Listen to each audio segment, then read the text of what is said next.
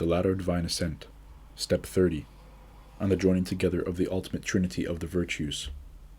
And now at the end, after all we have gone over, there remains these three that join together and fasten the unity of all: faith, hope, love.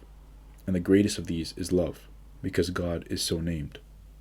And as far as I understand, I see the one as a beam, the second as a light, the third as a circle, but in all one illumination and one glory. The first can create and form everything. The divine grace envelops the second one and makes it secure from any disappointment. The third cannot stumble, does not cease in its way, and permits no rest to the one who is injured by its divine rapture. He who desires to describe blessed love is attempting to describe God.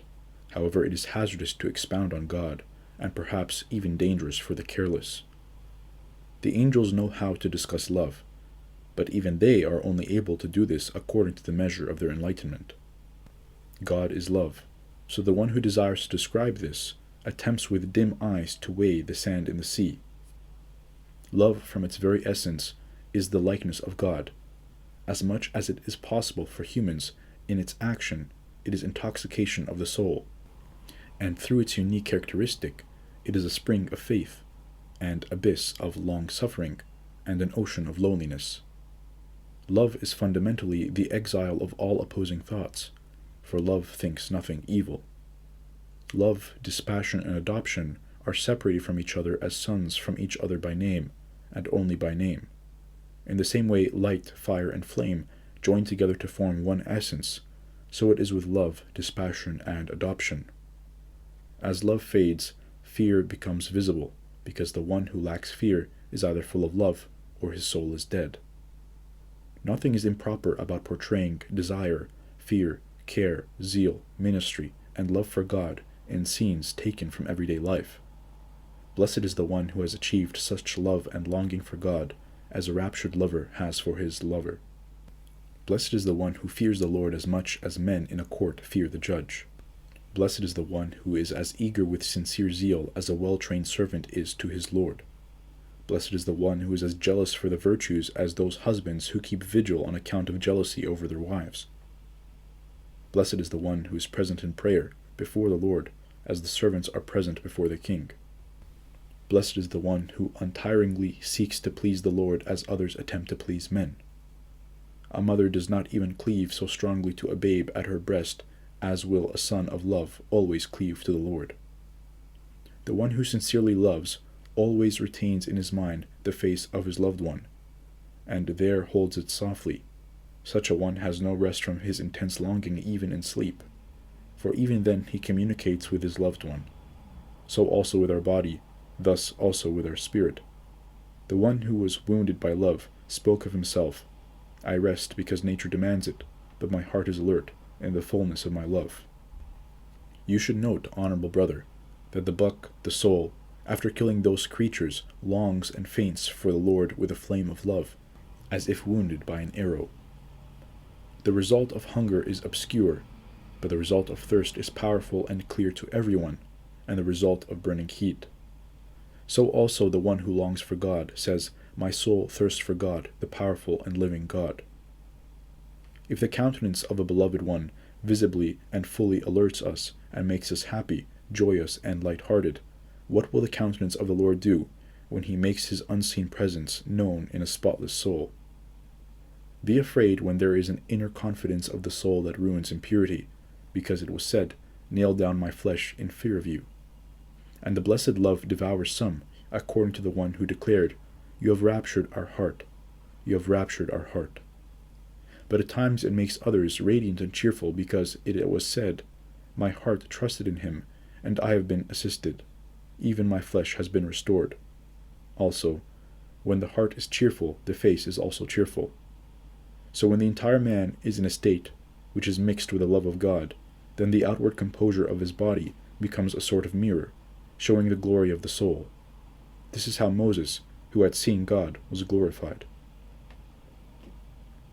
Those who have attained this angelic disposition many times forget about physical food. I suppose that many times they do not even have an interest in it.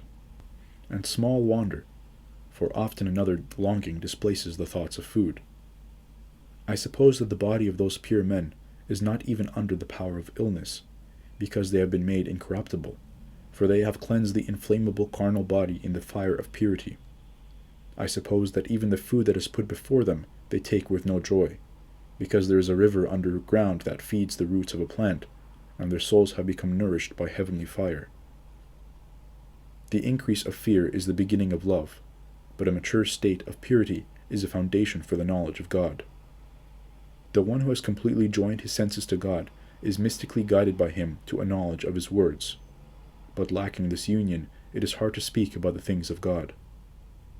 The established word completes purity and kills death with its presence, and once death has been killed, the disciple of the knowledge of God is enlightened.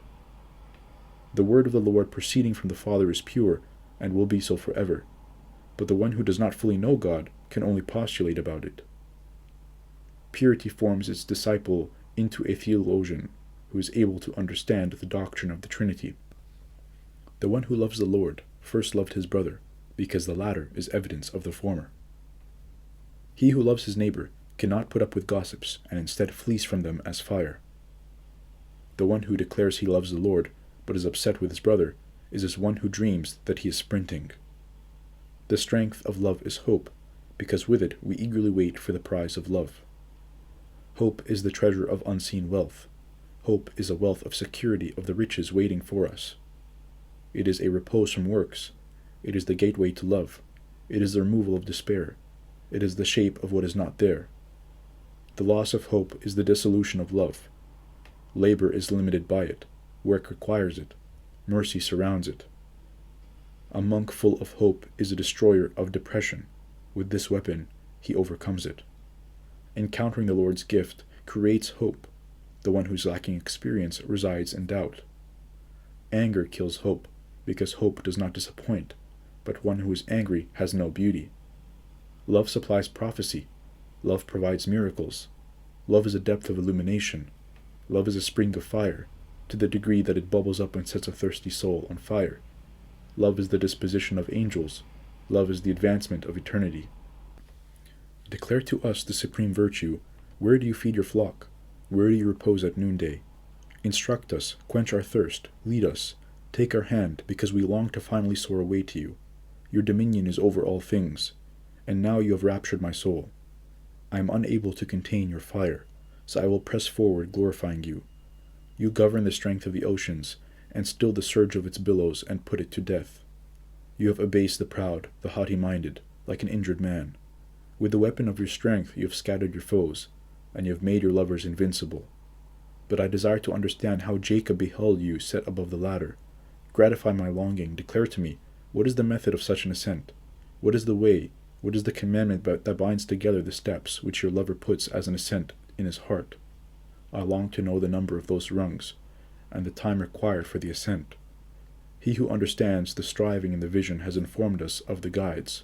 However, he would not, or indeed he was not able to illuminate us further. And this queen, or perhaps king, as if revealing himself to me from heaven, and as if talking into the ear of my soul, declared, "Unless, beloved, you relinquish your carnal nature, you will never know my beauty." Let this ladder instruct you on the spiritual mixing of the virtues. At the height of it, I have set myself, as the great novice declared, and now these abide: faith, hope, love. These three, but the greatest of these is love. A brief summary of all that has been stated in this book. Ascend, brothers, ascend earnestly, and be resolute in your hearts to climb and hear him who declares, "Come and let us ascend the mountain of the Lord, and go to the house of our God, who makes our feet like the feet of a deer. He causes me to stand on the heights, so that we will be triumphant with his song. I encourage you, run with him who declared, may we hasten until we have achieved the unity of the faith and of the wisdom of God, to full manhood, and to the degree of the rank of the fullness of Christ, who, when he was baptized in the 30th year of his visible life, achieved the 30th rung on the spiritual ladder, since God is truly love, to whom is due glory, dominion, and power, and in whom is, was, and will be, the source of all goodness, unto the ages of ages. Amen.